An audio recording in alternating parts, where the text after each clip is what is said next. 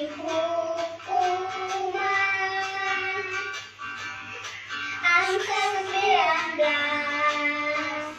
ayat 9a. Begini bunyi firman Tuhan. Sekali lagi, saksi dusta tidak akan lumpuh, tidak akan lumpuh dari hukuman. Sekian dari saya, terima kasih.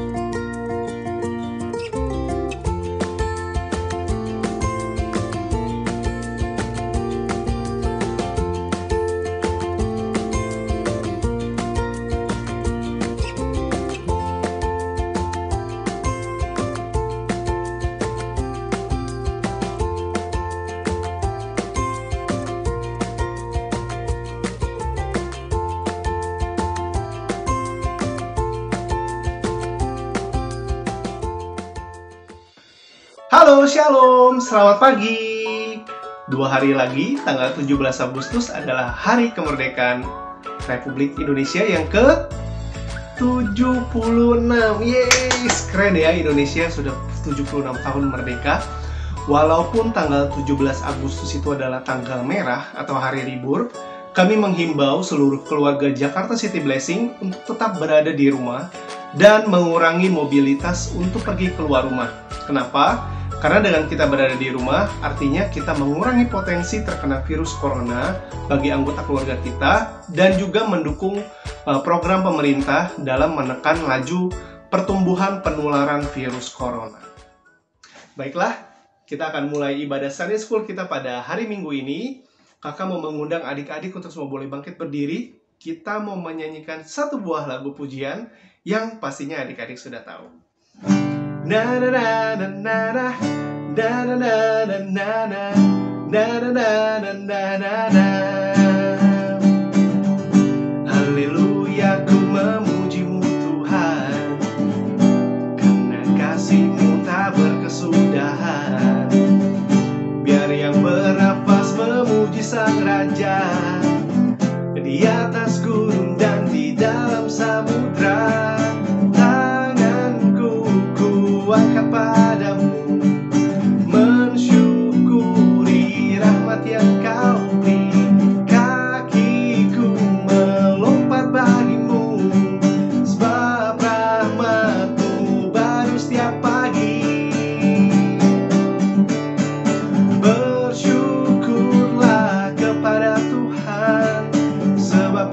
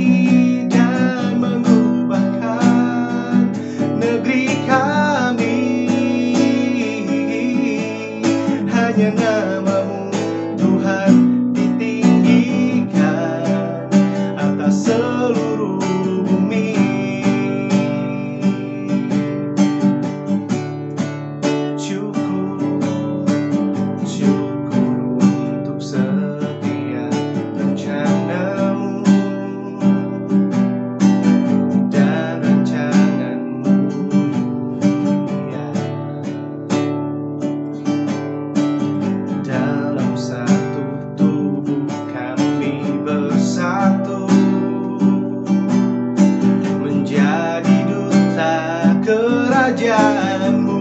Ku ucapkan berkat, ku ucapkan berkat atas Indonesia. Biar kemuliaan Tuhan akan nyata bagi bangsa ini. Kami berdiri dan membawa doa kami kepadamu. Sesuatu yang besar pasti terjadi dan mengubahkan negeri kami. Hanya nama-Mu Tuhan ditinggikan.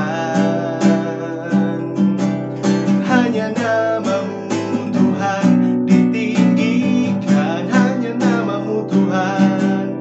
Hanya nama-Mu Tuhan ditinggikan atas seluruh bumi.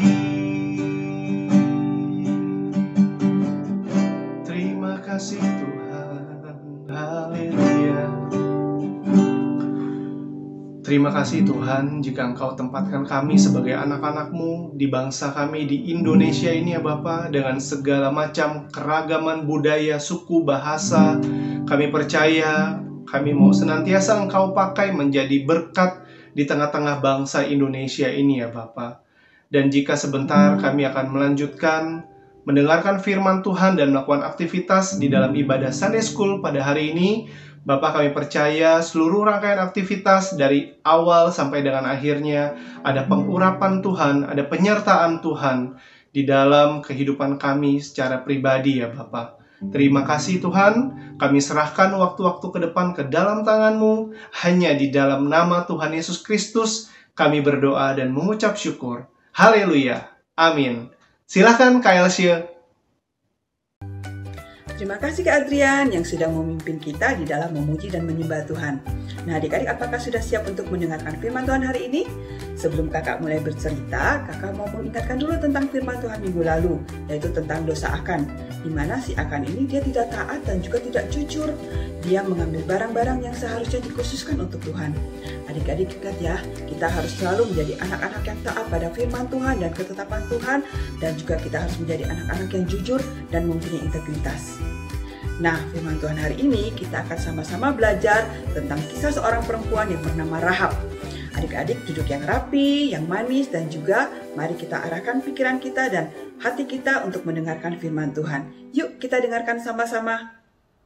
Sebelum Musa meninggal, dia telah menumpangkan tangan atas Yosua dan memberkati Yosua untuk menjadi penggantinya, yaitu untuk memimpin bangsa Israel untuk masuk ke tanah perjanjian, yaitu tanah yang melimpah dengan susu dan madu yang dijanjikan Tuhan kepada Abraham, Ishak, dan Yakub. Dan sebagaimana Tuhan menyertai Musa, demikian pula Tuhan menyertai Yosua. Untuk masuk ke tanah perjanjian, yaitu di tanah Kanaan, maka Yosua dan bangsa Israel harus menyeberangi sungai Yordan. Dari Sitim mereka harus menyeberang ke seberang. Dan kota pertama yang harus mereka rebut dari orang Kanaan adalah kota Yeriko. Adik-adik masih ingat kan cerita tentang bagaimana bangsa Israel dapat merebut Yeriko? Kalau ada yang sudah lupa, baiklah sekarang kakak ceritain lagi ya.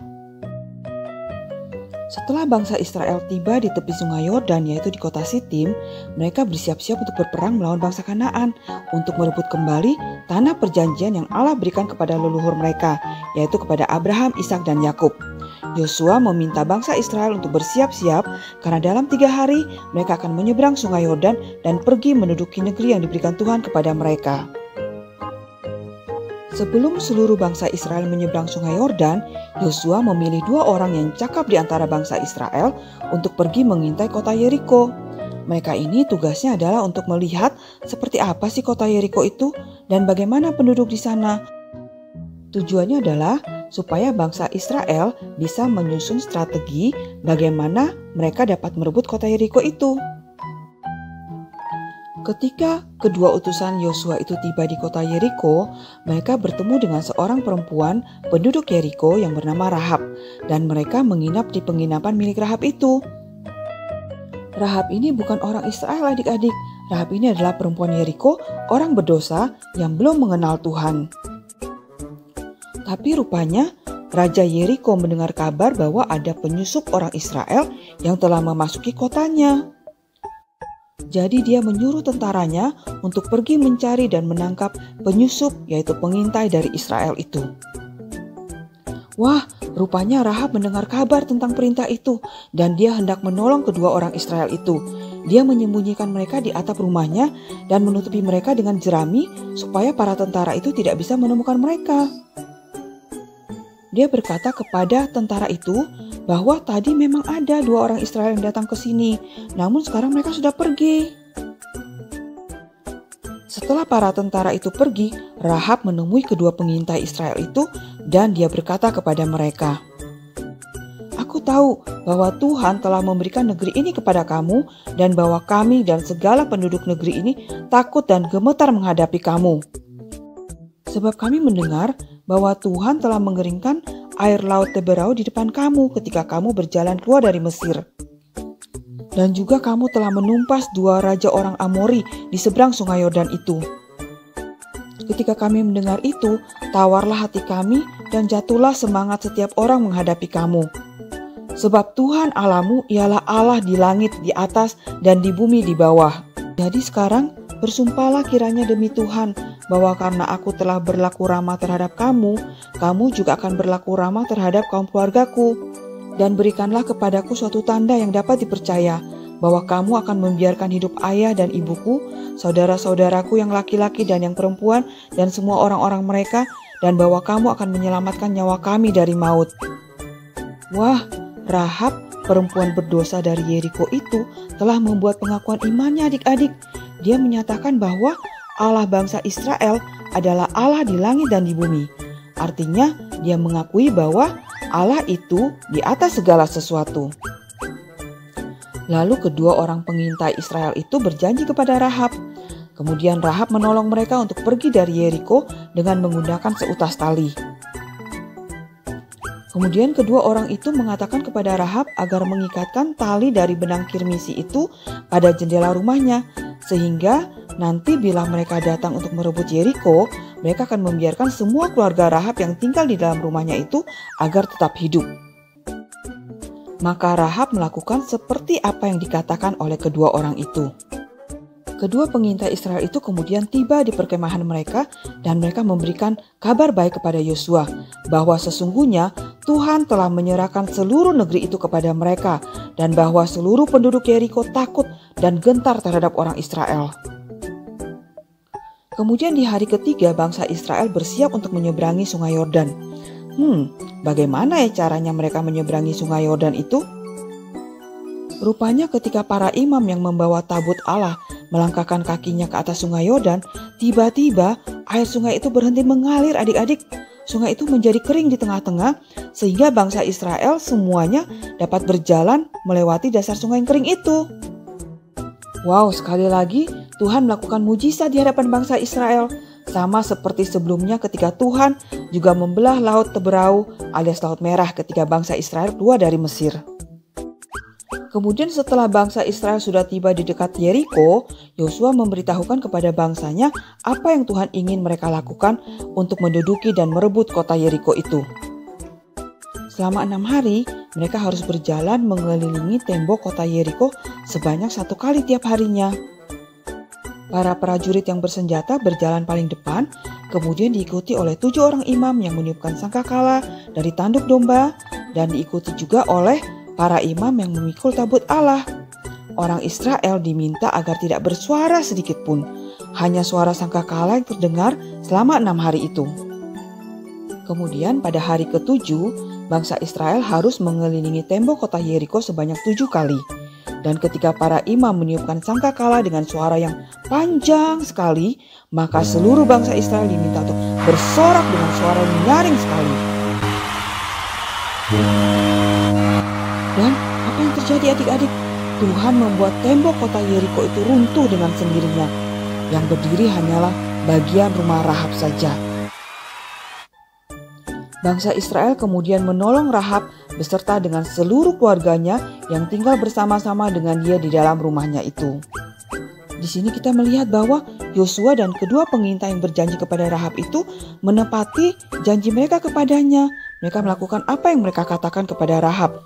Dan karena imannya, maka Rahab dan seluruh keluarga yang bersama-sama dengan dia tidak dibinasakan oleh Tuhan.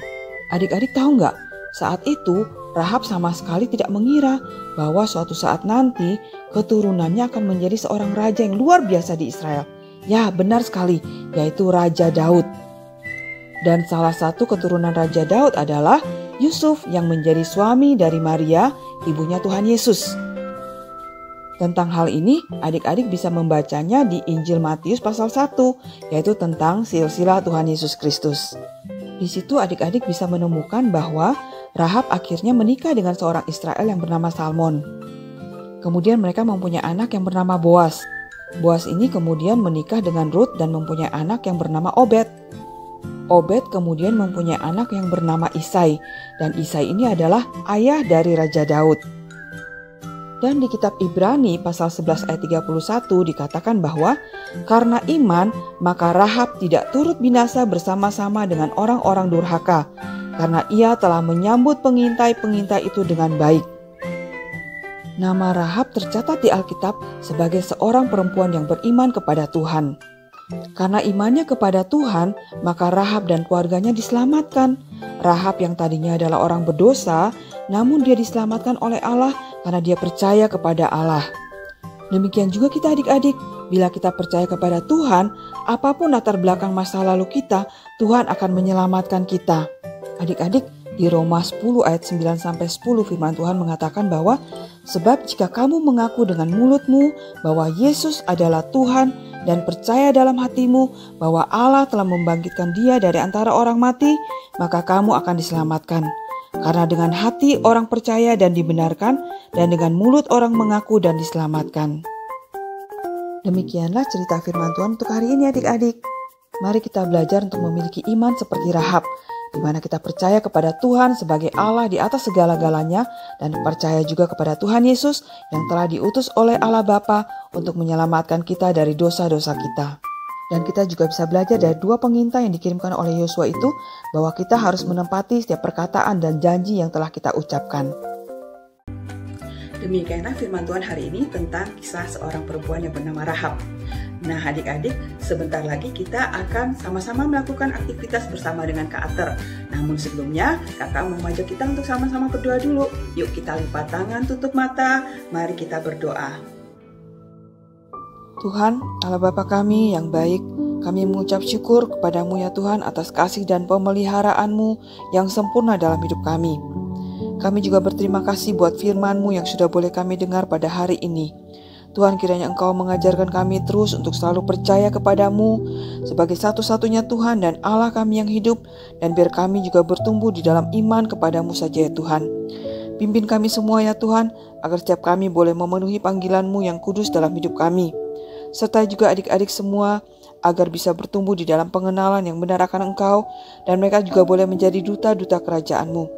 Berkati juga Tuhan orang tua kami dengan hikmat dan roh yang bijaksana, agar mereka dapat mendidik dan mengajar kami di dalam kebenaran-Mu saja. Berkati juga pekerjaan mereka ya Tuhan, Kau yang membuat setiap pekerjaan yang mereka lakukan menjadi berhasil.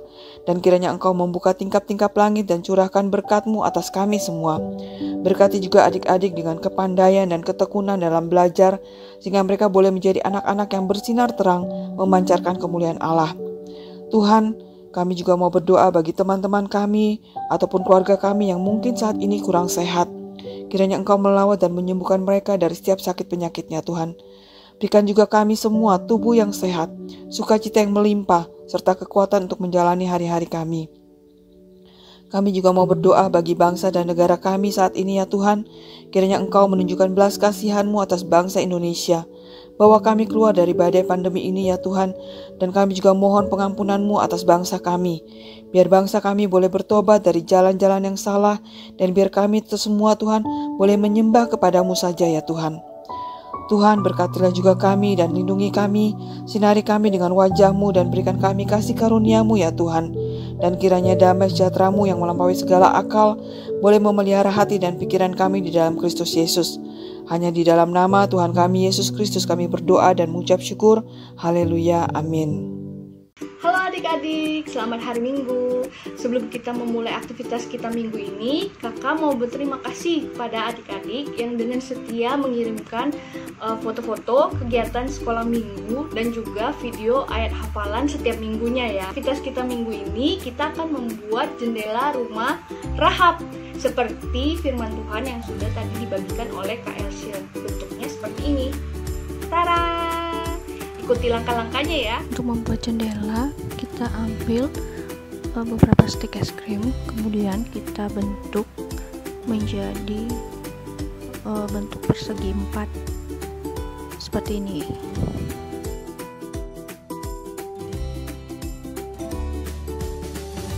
Setelah menjadi persegi seperti ini, kita akan menambahkan tiang tengah untuk di dalam jendelanya.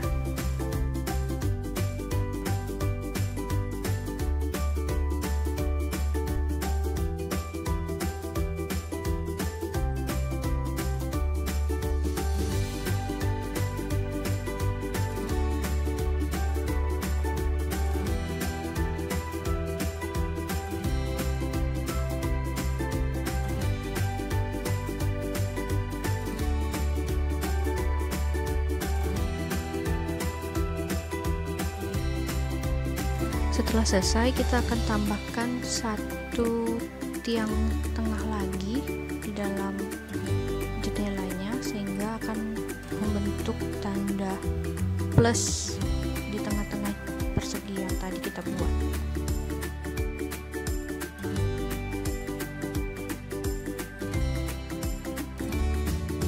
Setelah selesai, kita akan tambahkan satu stik es krim lagi di sisi atas dan di sisi bawah jendela.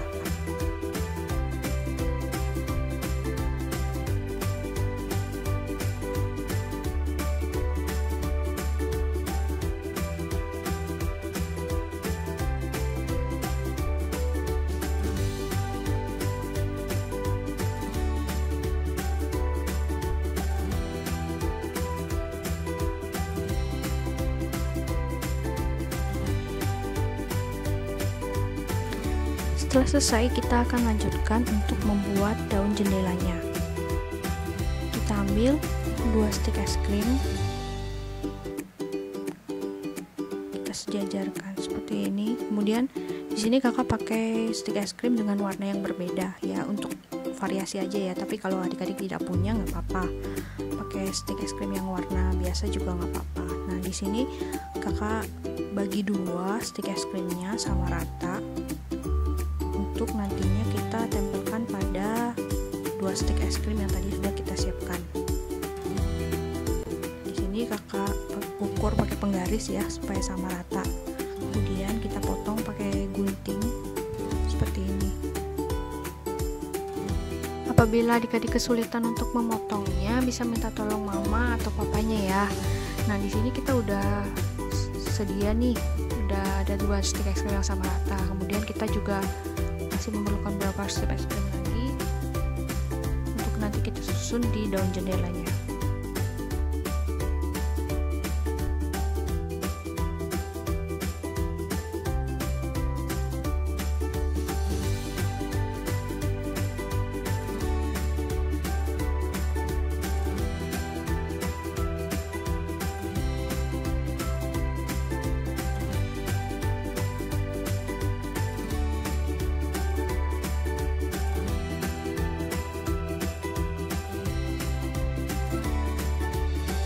Nah kalau semuanya sudah siap, kita bisa mulai untuk tempelkan satu persatu stik es krim yang tadi udah kita potong ke daun jendelanya. Kita susun seperti ini.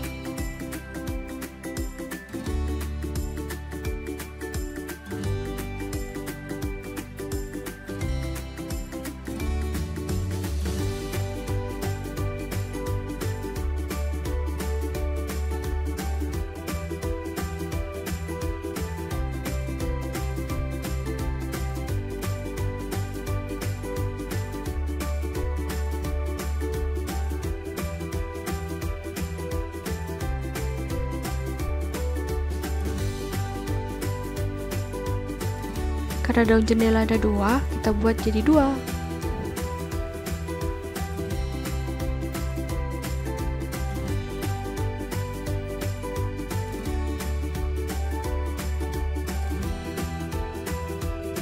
Nah, kita ambil jendelanya, kemudian daun jendelanya itu akan kita tempel nih di sisi sebelah kiri dan sisi sebelah kanan dari sisi jendelanya. Adik-adik, di sini kakak menggunakan lem tembak untuk menempelkan stik-stik es krimnya. Nah, adik-adik kalau misalnya tidak bisa, adik-adik bisa minta tolong mama atau papanya untuk bantu menempelkan. Tetapi kalau misalnya di rumah juga tidak punya lem tembak, tidak apa-apa, adik-adik bisa menggunakan lem yang lain seperti lem kayu atau lem uhu.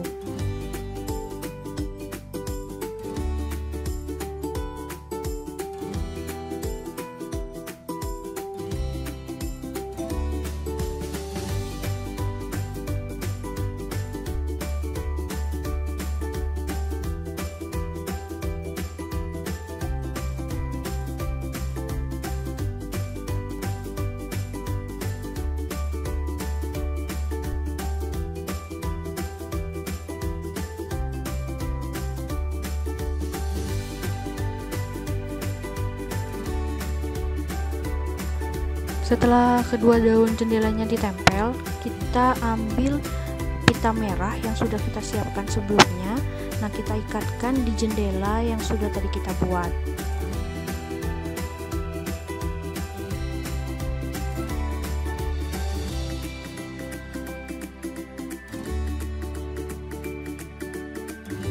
Dan selesai.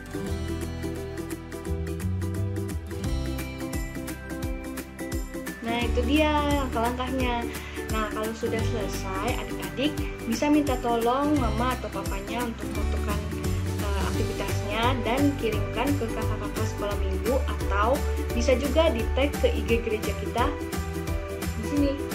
Belum berpisah, kakak tetap mau mengingatkan adik-adik untuk tetap menjaga protokol kesehatan dengan 5M, yaitu memakai masker, mencuci tangan, menjaga jarak, menjauhi kerumunan, dan mengurangi mobilitas.